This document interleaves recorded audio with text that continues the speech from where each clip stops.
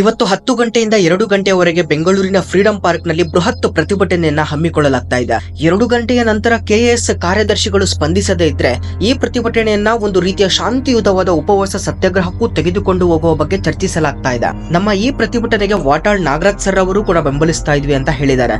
ಇನ್ನು ಹಲವಾರು ಜನ ಎಂಎಲ್ಎಗಳು ಕೂಡ ಪಾಸಿಟಿವ್ ಆಗಿ ರೆಸ್ಪಾನ್ಸ್ ಕೊಟ್ಟಿದ್ದಾರೆ. ಎಂಪಿಎಸ್ಸಿ ಮಹಾರಾಷ್ಟ್ರ ಪಬ್ಲಿಕ್ ಸರ್ವಿಸ್ ಕಮಿಷನ್ ಅಲ್ಲಿ ಯಾವ ರೀತಿ ವಿದ್ಯಾರ್ಥಿಗಳು ಹೋರಾಡಿ ಎಕ್ಸಾಮ್ ಅನ್ನ ಪೋಸ್ಟ್ಪೋನ್ ಮಾಡಿಸಿದ್ರು ಅಂತ ತಮ್ಮೆಲ್ಲರಿಗೂ ಗೊತ್ತೇ ಇದೆ.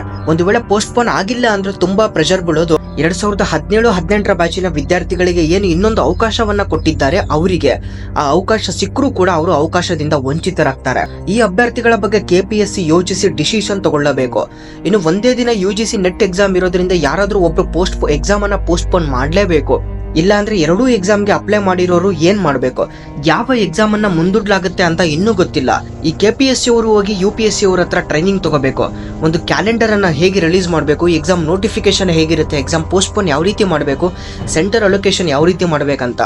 ಯಾರ್ಯಾರು ನಮ್ಮ ಪ್ರತಿಭಟನೆಯನ್ನ ಬೆಂಬಲಿಸೋಕೆ ಫ್ರೀಡಂ ಪಾರ್ಕ್ಗೆ ಬರ್ತಾ ಇದ್ದೀರಾ, ದಯವಿಟ್ಟು ನಮ್ಮ ಹೋರಾಟ ಕಾನೂನಿನ ಪ್ರಕಾರ ಕಾನೂನಿನ ಚೌಕಟ್ಟಿನಲ್ಲೇ ನಡೆಯಬೇಕು. ಯಾವುದಕ್ಕೂ ಪ್ರಚೋದನೆ ಆಗದೆ ಶಾಂತಿಯುತವಾಗಿ ನಡೆಸಬೇಕು.